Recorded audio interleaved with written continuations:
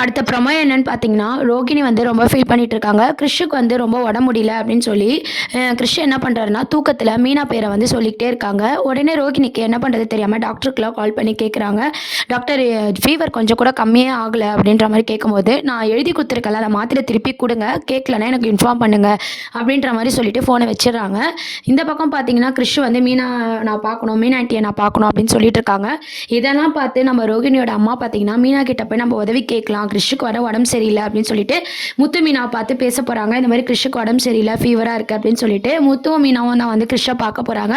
இது மூலமா பார்த்தீங்கன்னா, மீனா வந்து நம்ம ரோகிணிக்கு சப்போர்ட் பண்ணுவாங்களா, நம்ம மனோஜ் கூட சேர்த்து வைப்பாங்களா அப்படின்றதெல்லாம் வெயிட் பண்ணி பார்க்க வேண்டியது இருக்கு. இன்னொரு சைட் பார்த்தீங்கன்னா, வீட்டை வந்து கைப்பற்றணும் அப்படின்னு சொல்லிட்டு சிந்தாமணி பிளான் போடுறாங்க இல்லையா, அது வட்டி வந்து அதிகமாக்குறாங்க. உடனே மனோஜ் வந்து என்ன இது 1 வருஷம் கழிச்சு தானே நீங்கள் கொடுக்க சொன்னீங்க, இப்போ வட்டியெல்லாம் அதிகமாக்கிக்கிறீங்க அப்படின்னு சொல்லி மனோஜ் வந்து கேட்குறாரு. நாங்கள் எது சொன்னாலும் நீ நம்பிடுவியா அப்படின்ற மாதிரி சிந்தாமணி ஆள் வந்து பேசிட்டு இருக்காங்க. உடனே சிந்தாமணி என்ன இது அப்படின்னு விஜயா கேட்கும்போது பார்த்தீங்கன்னா, எனக்கு ஏதோ தெரியாது மாஸ்டர், நல்லவன் நினச்சா இவன் இப்படிலாம் பேசுகிறான், வட்டியை தந்தே எனக்கு தெரியாது அப்படின்ற மாதிரி சிந்தாமணி வந்து கேம் ப்ளே பண்ணுறாங்க.